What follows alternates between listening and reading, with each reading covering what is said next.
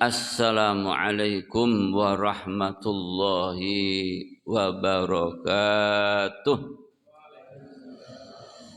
Alhamdulillah, syukrulillah, wala hawla wala quwwata illa billah. Asyhadu an la ilaha illallah, asyhadu anna Muhammadan abduhu wa rasuluh. Allahumma salli wa sallim wa barik ala habibina maulana Muhammadin sallallahu alaihi wasallam wa ala alihi wa sahbihi ajma'in wa ba'd. Sehat semuanya jamaah yang dimuliakan oleh Allah. Alhamdulillah kita masih bisa ketemu dan mudah-mudahan kita masih selalu atau akan dikasih kesempatan yang itu kesempatan emas untuk beribadah, menjalankan ketaatan pada Allah Subhanahu wa ta'ala. Mudah-mudahan amin ya rabbal. Ada beberapa wajah yang tidak kelihatan pagi ini. Mudah-mudahan sehat semuanya. Biasanya Pak Haji Anwar kelihatan di sana. Umroh, alhamdulillah. Mudah-mudahan umrohnya makbulah, diterima. Amin. Ya, teman saya Pak Joko nggak kelihatan. Nah, dan yang lainnya ya. Jamaah yang dimuliakan oleh Allah, secara umum dosa itu menghambat. Secara umum dosa itu akan menghambat produktivitas amal secara umum. Karena dampak daripada dosa itu kan sangat banyak. Nah, jadi tema kita sebetulnya berkaitan dengan masalah dosa yang sudah kita bahas berkaitan dengan levelisasi daripada dosa. Ya, dosa kufur dan turunan-turunan daripada kekufuran. Ada kekufuran yang memang paling kakap. Kekufuran paling kakap itu gak percaya sama Tuhan. Ya, bahasa jenengan PKI lah. Ya kan, gak percaya adanya Tuhan. Walaupun kemudian PKI itu ya macam-macam juga. Komunis itu macam-macam.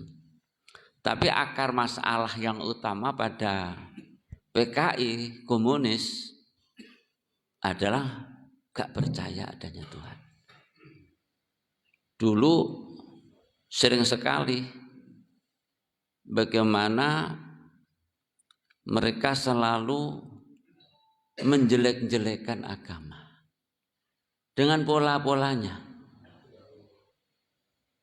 Kalau bahasanya orang-orang komunis itu secara langsung mereka mengatakan bahwa agama itu candu masyarakat. Gara-gara agama ini masyarakat gak iso maju. Jadi pikiran mereka justru penghambat kemajuan itu adalah agama. Ini yang mereka agama apapun. Nah, ini yang paling kelas kakap dari kekufuran itu. Dan itu enggak di zaman Rasulullah itu sangat jarang, enggak disebut. Karena saking kafirnya. Ada agama-agama yang lainnya. Jadi memang sejarah agama itu sangat panjang.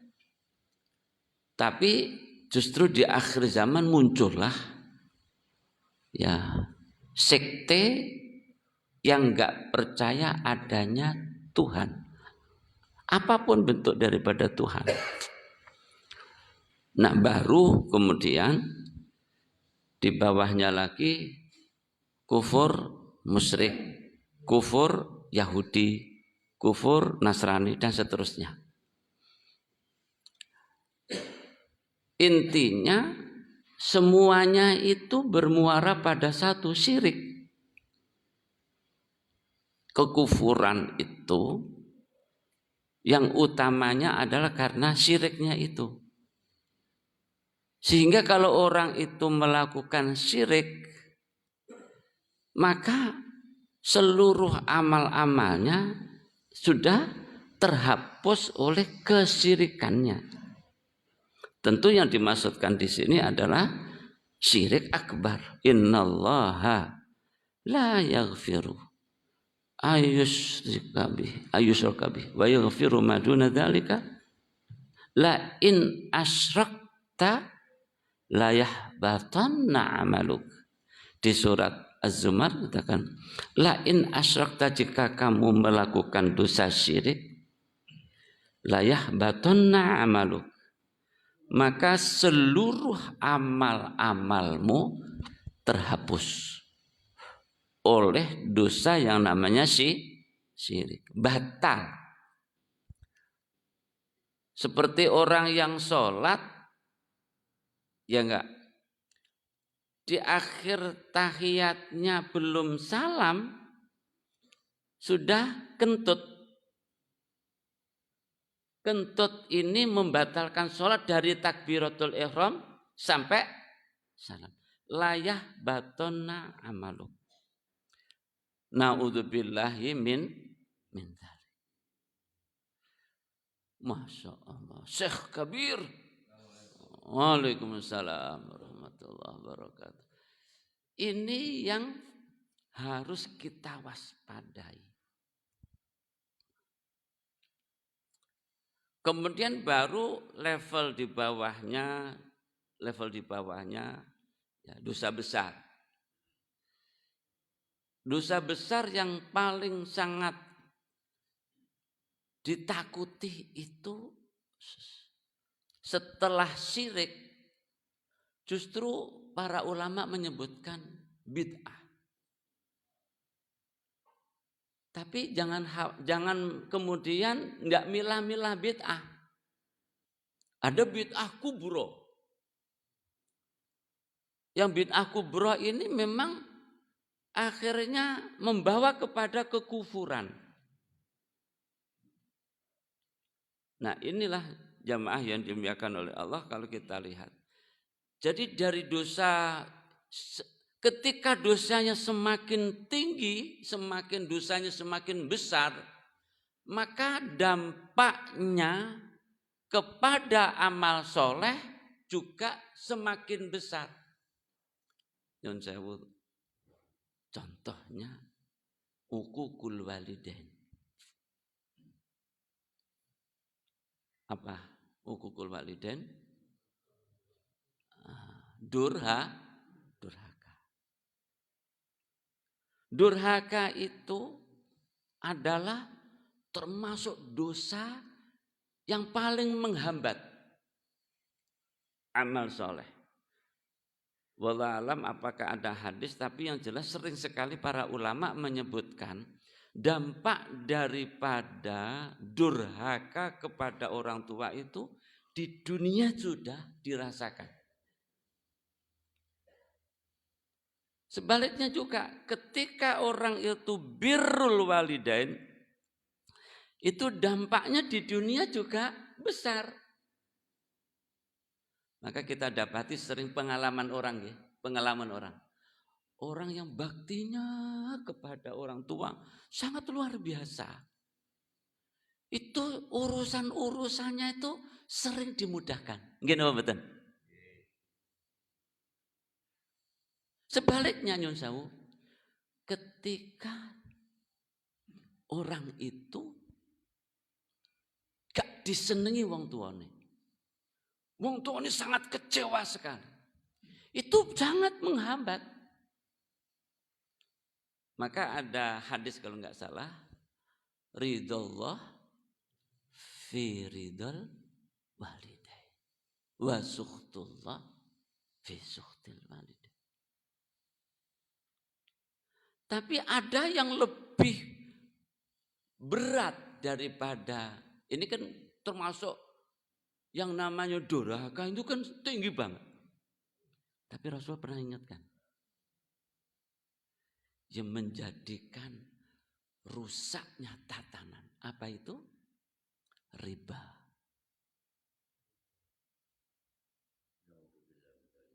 Riba itu kata Rasulullah tingkatannya ada macam-macam, sangat banyak. Dan yang paling ringan itu lebih bahaya daripada Nun Sewu memperkosa ibunya sendiri dalam riwayat. Artinya riba itu dampak sosialnya sangat tinggi sekali. Sangat tinggi sekali. Jamaah yang dimuliakan oleh Allah. Maka kita melihat bagaimana dampak daripada dosa ini yang menghambat. Maka kadang-kadang saya sendiri, saya rasakan bahwa ketika saya melakukan dosa, itu sering sekali ada saja itu. Bangun yang terlambat lah. Ada pengaruhnya. Sholat yang terlambat lah. Oh no Terus banyak wiritan yang gak selesai. Abot maca Quran. Itu selalu kita dapati hambatan-hambatan semuanya ternyata berasal dari dosa.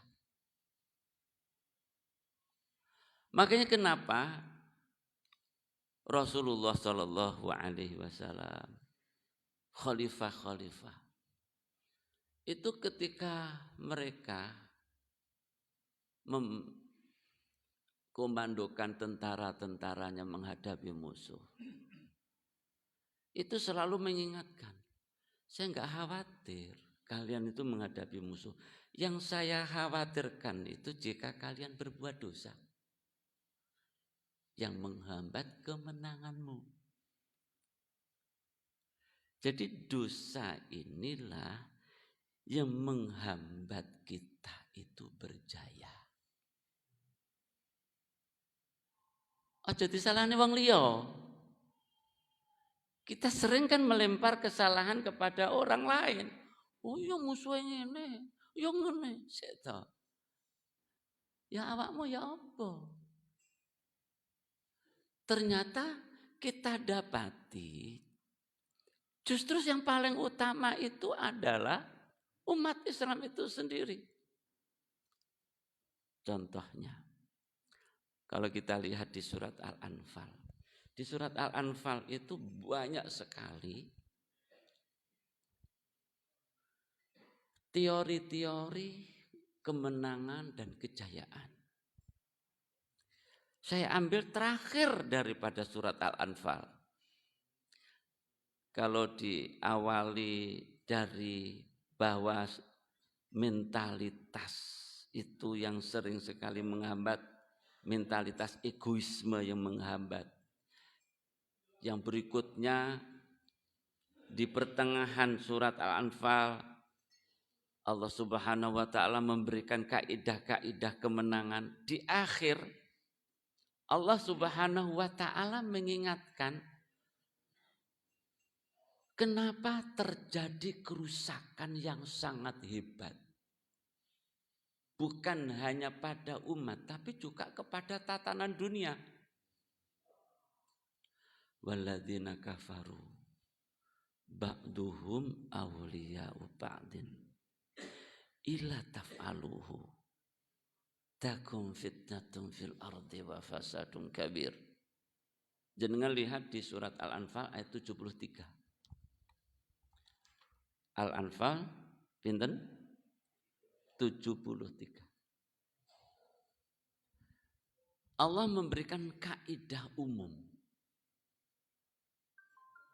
Walladzina kafaru, orang-orang kafir, ba'duhum awliya'u ba'din. Mereka orang kafir itu, kafir siapapun kafirnya. Ba'duhum antara mereka ini awliya, kompak. Melakukan kerjasama. Yahudi Nasrani melakukan kerjasama. Yahudi komunis melakukan kerjasama. Sudah biasa mereka melakukan kerjasama, itu sudah biasa. Dan itulah wataknya orang kafir. Al-Quran loh guys yang bicara. Ya memang sering mereka juga sering tarung, iya. Internal mereka sering tarung, iya. Tapi kaidah umumnya seperti itu. Kemudian Allah berfirman, illa taf'aluh takun fitnatun fil ardi wa fasadun kabir. Jika kamu tidak jadikan mereka musuh bersama. Saya ulang. Jika mereka bukan ancaman bersama kaum muslimin. Apa dampaknya? Allah berfirman, takun fitnatun fil ardi. Fitnah, fil ardi, fitnah. Allah enggak menyebutkan fitnah itu. Bisa wabah, bisa macam-macam. Setelah COVID-19, ono monyet apa? Lah monyet apa? Cacar monyet.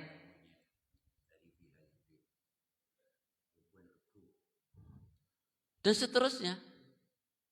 Wabah, bisa fitnah macam-macam fitnahnya. Fitnatun fil ardi wa fasadun kabir. Fasad. Terjadinya kerusakan besar. Contohnya, ketika ada pengkhianat terhadap umat, dampaknya besar sekali. Apalagi kalau pengkhianat ini adalah pemimpin-pemimpin umat. Nyun sewu. Pengkhianatnya nyun sewu. Loh, jangan jangan menuduh siapa nggih. Jika nggih saestu, siapapun. Jika terjadi pengkhianatan, bukan justru saling konsolidasi antara umat menghadapi musuh bersama, kata Allah Subhanahu wa taala, terjadi kerusakan yang besar. Ini secara umum. Beda secara pribadi demi pribadi. Ini kan kerusakan sosial yang begitu umum itu sudah Allah berikan kaidah. Di surat Al-Anfal disebutkan, di semua banyak sekali surat-surat bagaimana Allah Subhanahu wa taala memberikan arahan kepada umat Islam. Nah, jamaah yang dimuliakan oleh Allah. Kita katakan bahwa ada dosa-dosa paling menghambat. Ada yang menghambat secara umum, ada yang menghambat secara khusus. Kalau secara umum memang karena dosanya itu adalah dosa jamaah. Orang dosa jamaah yang enggak tahu ini bahasa saya ini. Seperti ada orang mengatakan korupsi berjamaah. Rame-rame. Kalau nyun sewu dosanya itu sudah tersistem, itu dampaknya juga tersistem, sistemik. Ngaten nggih. Kalau dosanya itu parsial, dampaknya juga parsial. Saya tadi ketika sholat, sebelumnya saya mikir, Sebetulnya penghambat utamanya apa?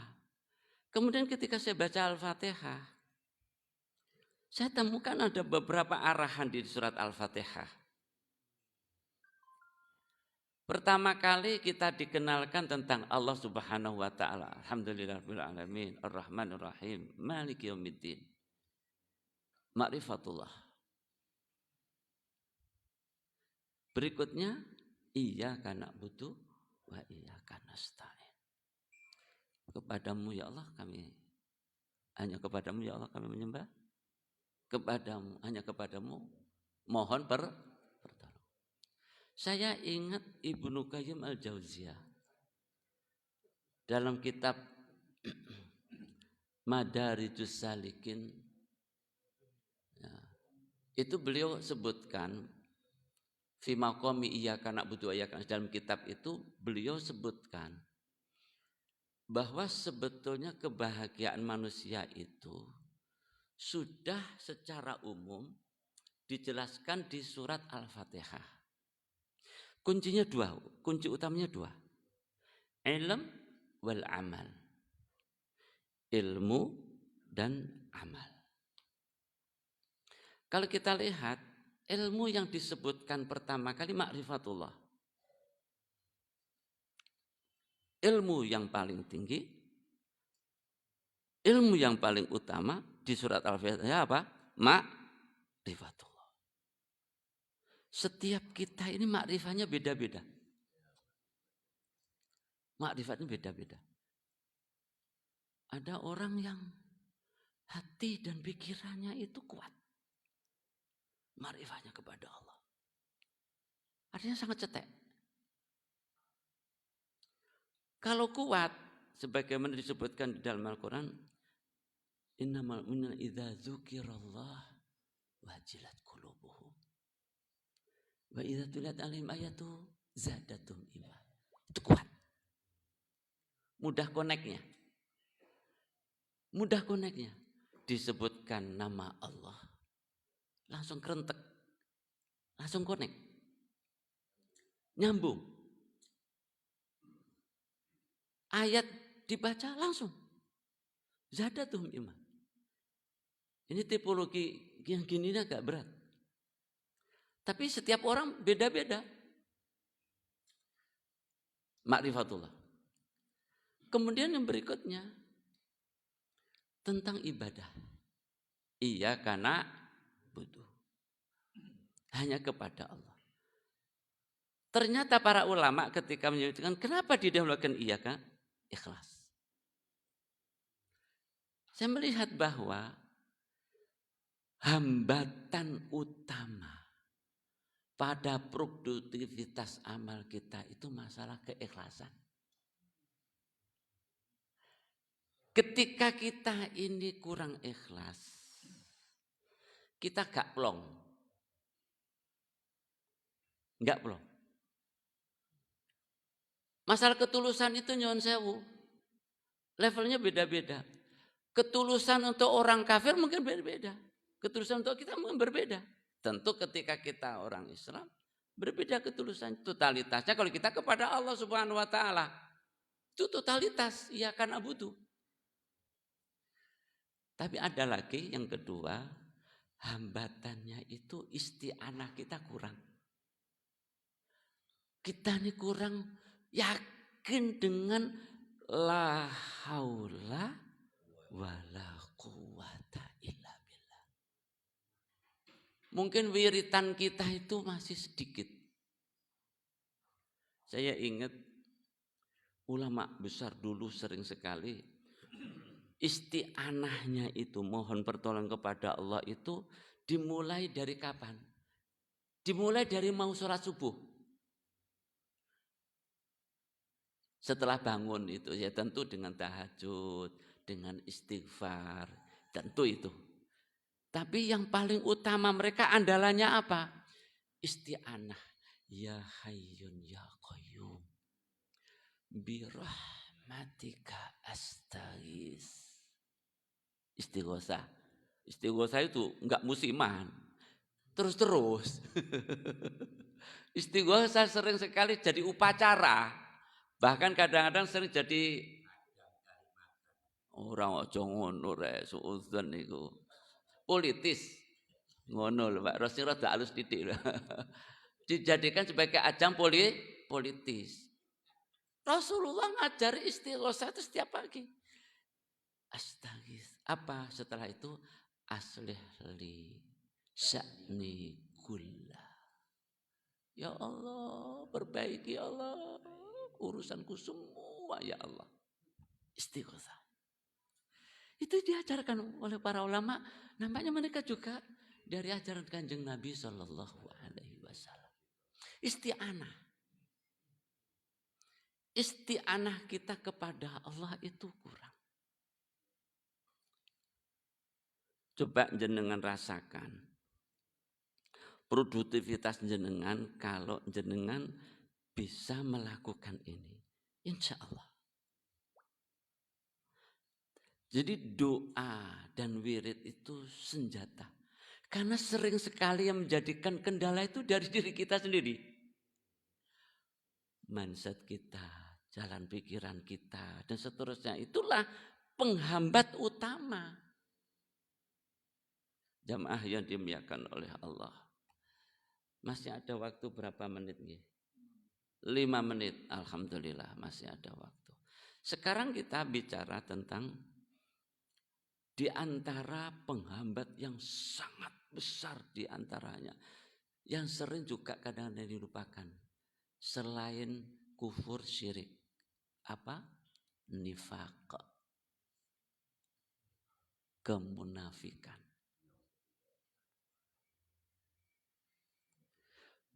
Kemunafikan itu menghancurkan amal. Kemunafikan. Dan Allah Subhanahu wa taala sering mengingatkan tentang kemunafikan itu. Tentu kemunafikan yang paling tinggi adalah i'tiqadi. Munafik ideologis. Jadi ketoke Islam sakjane kudu Islam, bukan Islam. Bajune surbanan, jenggote nyon sewu umpama ini jenggote dawa. Enggak nyindir ini. Umpama surbane. Tapi dodolan agama nyon sewu.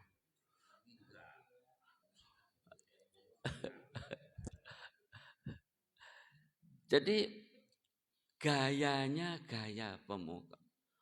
Mungkin latar belakangnya pesantren dan seterusnya nyun sewu. Mungkin saja, tapi sebetulnya dia ini adalah infiltran. Merusak agama dari dalam. Itu yang menjadikan Masya Allah dampaknya sangat besar sekali. Karena dampaknya yang sangat besar itu kenapa? Para ulama-ulama tabi'in, mereka cerita, seluruh sahabat yang saya temui, mereka selalu takut terhadap kemunafikan. Takut terhadap kemunafikan. Takutnya kepada kemunafikan itu mereka bukan hanya munafik i'tiqadi. Insya Allah para sahabat bebaslah dari itu. Jadi kalau i'tiqadi ini kan menampakkan Islam tapi sakjane kafir. Tidak mungkin lah sahabat seperti itu. Jadi itu i'tiqadi. Kemunafikannya berkaitan dengan ideologi, akidah. Sakjane dia itu kafir. Tapi menyamar untuk merusak. Yang paling berat kan di situ. Dan jenengan kalau dapati akhir surat yang turun di antaranya kepada Kanjeng Nabi SAW, surat Taubah.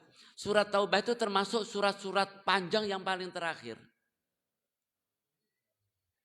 Itu Nabi pun sendiri menyebutkan surat yang termasuk adalah surat yang menelanjangi kemunafikan.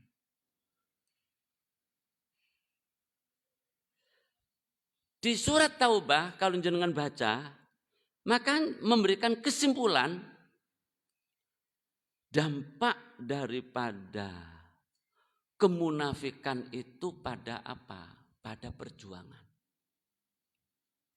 Jadi rusaknya justru perjuangan itu justru dari dalam. Digerogoti oleh para munafik. Maka disebutkan di dalam surat Al-Anfal bahwa Allah Subhanahu wa taala mewanti-wanti hati-hati dengan orang yang ngaku Islam tapi mereka selalu nyerimpeti. Apa nyerimpeti itu, Pak? Yes, nyerimpeti. Selalu nyerimpeti, bahkan mereka bekerja untuk musuh.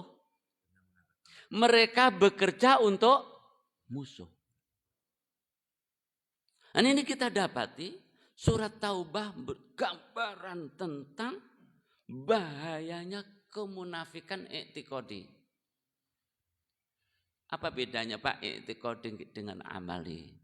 Kalau amali itu munafik tapi hanya bersifat amal-amalnya. Jadi amal-amalnya itu niru munafik. Kalau orang munafik goro, dia melu-melu goro. Ngapusi. Khianat. Jenengan dapati nyun sewu pengkhianatan terhadap amanah, korupsi di seluruh jajaran itu menunjukkan adanya kemunafikan yang menggejala. Rasulullah SAW mengingatkan, Allahumma sholli ala sayyidina Muhammad, la dina liman la amanatalah. La dina liman la amanatalah. Jenengan dapati semua dalam semua lini kehidupan, kenapa begitu sulit mencari orang yang amanah? Disinilah kita dapati level dari keberagamaan. Wah, sudah dikode sama beliau. Munafik. Ini baru kita bicara kufur paling tinggi, munafik. Insya Allah kita bahas yang akan datang dosa-dosa besar berikutnya yang dampaknya sangat dahsyat terhadap karya-karya kita. Demikian, monggo kita diskusikan, ada hal-hal yang masih mengganjal, ada hal yang mungkin perlu sharing. Matur suwun.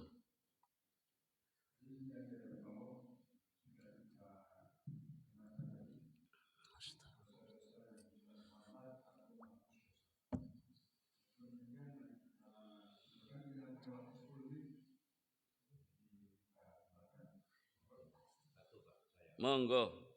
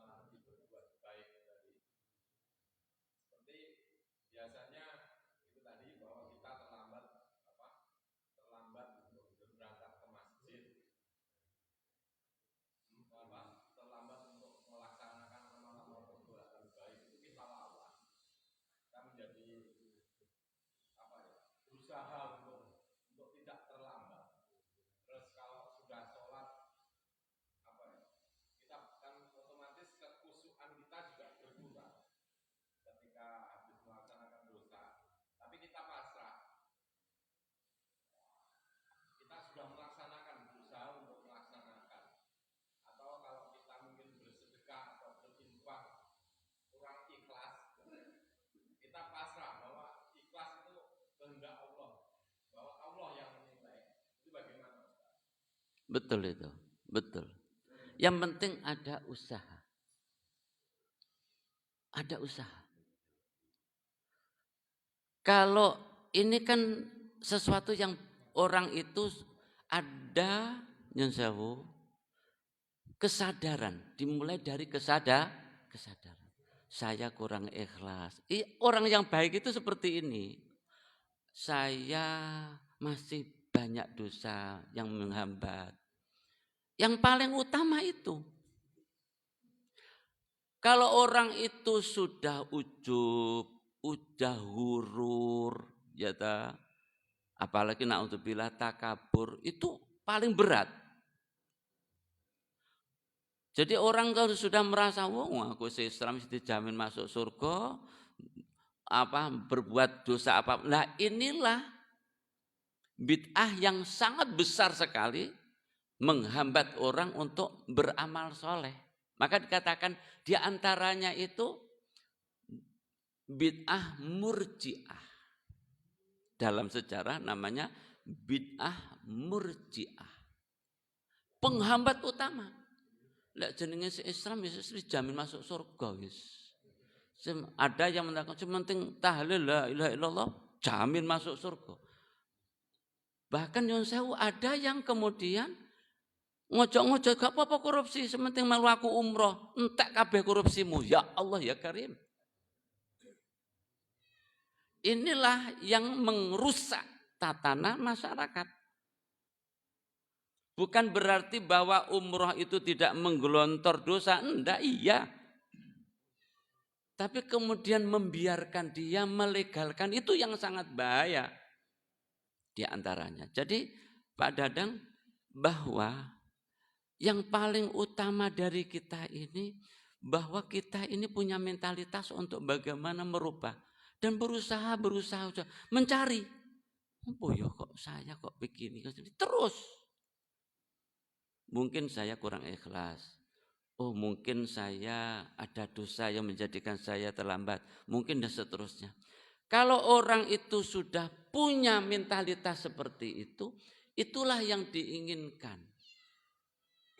Alladzina atau ya, mereka orang-orang yang wajilat qulubuhum, mereka yang takut dengan amal-amal solehnya. Itulah yang sehat. Takut kalau amalnya kurang maksimal, takut kalau ibadahnya kurang ikhlas, takut kalau orang-orang yang seperti inilah orang yang selalu berusaha untuk melakukan yang terbaik. Ya ini yang kita kehendaki.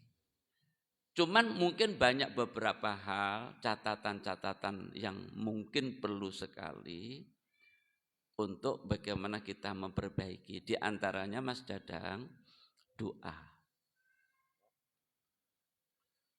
Doa Rasulullah Shallallahu Alaihi Wasallam mengajari Mu'adz bin Jabal doa khusus setelah sholat.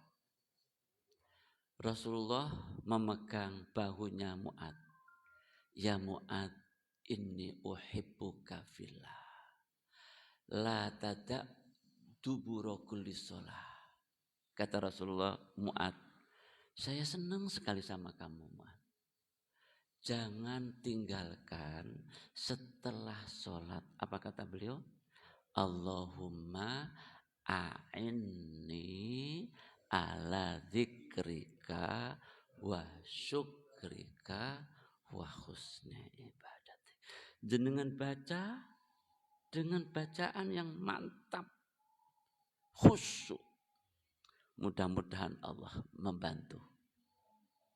Jangan lupa doa. Ini ala dzikrika wa syukrika wa husni ibadah. Saya biasanya kalau ada sesuatu yang sangat saya butuh kepada Allah, saya tambahi dengan ya hayyun ya qayyum. Karena Rasulullah menyebutkan ya hayyun ya qayyum itu nama Allah yang paling disenangi oleh Allah. Ya hayyun ya qayyum jenengan rangke ya hayyun ya qayyum a'inni ala dzikrika. Atau dengan birahmatika astaghis a'inni. Begitu caranya. Nyun sewu. Ya Hayyun ya Qayyum birahmatika astaghis apa? A'inni ala dzikrika wa syukri. Ya Hayyun ya Qayyum, ya Allah, bantu agis nih. Birahmatika astaghis, dengan rahmatmu ya Allah. A'inni, bantu ya Allah. Kuatkan ya Allah. Mudahkan ya Allah untuk dzikrik wa syukrik wa husni ibadat. Kalau umpamanya butuh a'inni ala apa? Umpamanya a'inni ala hifdzil Quran, a'inni ala dan seterusnya, nggih, bisa dirangkai. Begitu Mas Dadang? Terima kasih. Kakinya.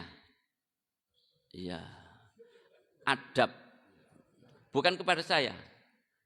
Semua nggih.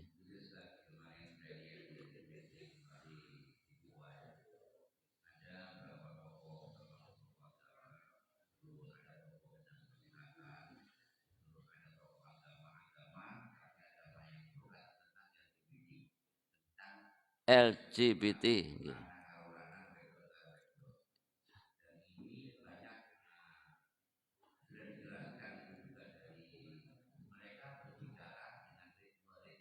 Oh, ritme.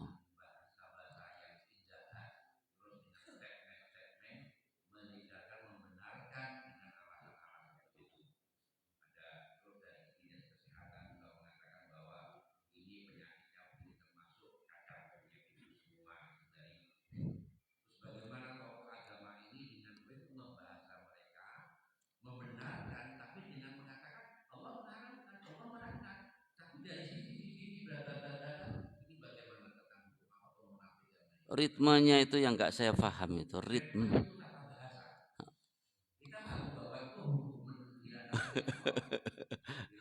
Nggih, nggih. Nggih. Jadi sebetulnya ini bahasan yang akan datang berkaitan dengan dosa-dosa yang lainnya, dosa-dosa besar. Nggih.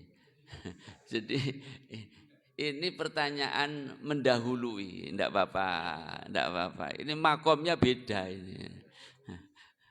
Jadi kita bahas sebetulnya dosa utamanya, dosa kekufuran, gitu, dosa kesyirikan, dosa kemunafikan, ya kan, dan dampaknya secara umum, gitu.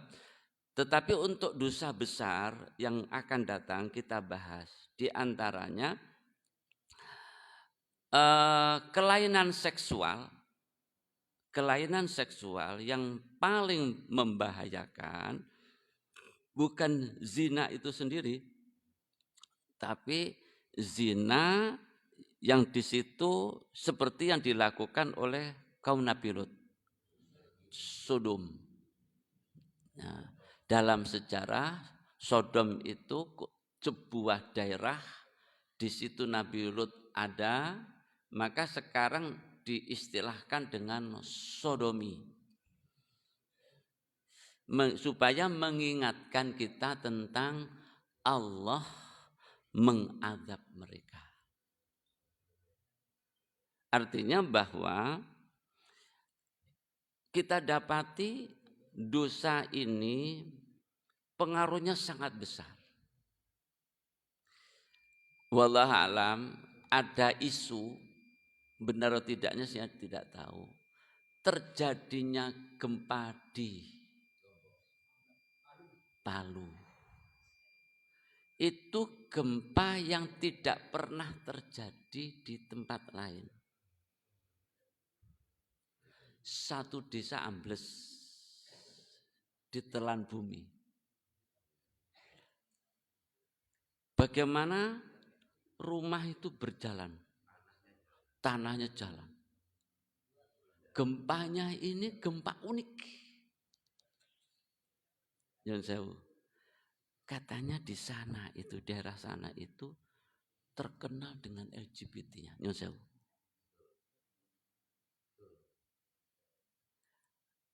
ini memang tidak secara khusus ada betul-betul penelitian tentang itu, enggak. Apa di sana enggak ada orang Islam? Ya banyak sebetulnya. Tapi Allah Subhanahu wa taala ingin mengirim SMS atau WA itu, Pak? Oh ya, message, ya kan. Levelnya kan ada SMS, ada WA, itu. Oh, dalil lebih tinggi lagi. Seperti Allah kirim banjir di panti. Ternyata juga ada kasusnya seperti itu. Jadi dari dosa tadi disebutkan itu, maka ada kemudian dampak secara alam. Ada sebuah perkampungan itu di Jawa Barat. Bukit itu, Pak, terbang langsung menutup kampung itu, Pak. Jebret, habis. Pindah, jebret, satu kampung habis. Dan konon LGBT. Ono kumpul kebo, ono kumpul binatang, ono kumpul semacam-macam ning kono, jebret habis.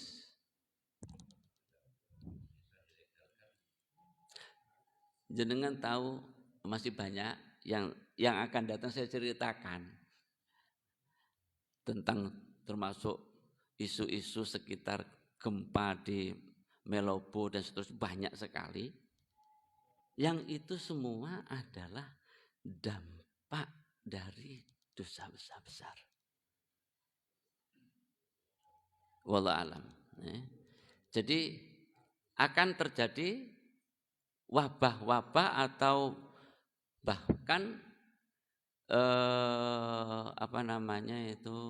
bencana alam. Bencana alam. Kita dapati bencana alam itu kadang-kadang, loh kok itu rumah itu atau musola itu utuh. Yang lainnya kok kena. Mestinya itu duluan mestinya. Ternyata nggih, tiyang istiqomah. Gini betul.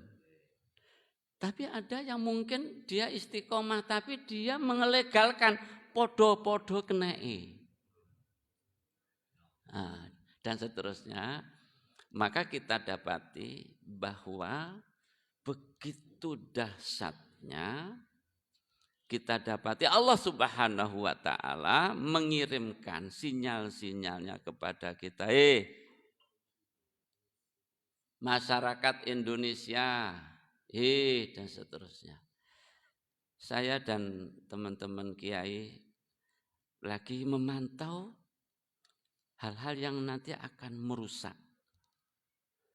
Nah, doakan saya di LPAI untuk berusaha jangan sampai ada manuver-manuver di masyarakat yang nanti menghancurkan Jember.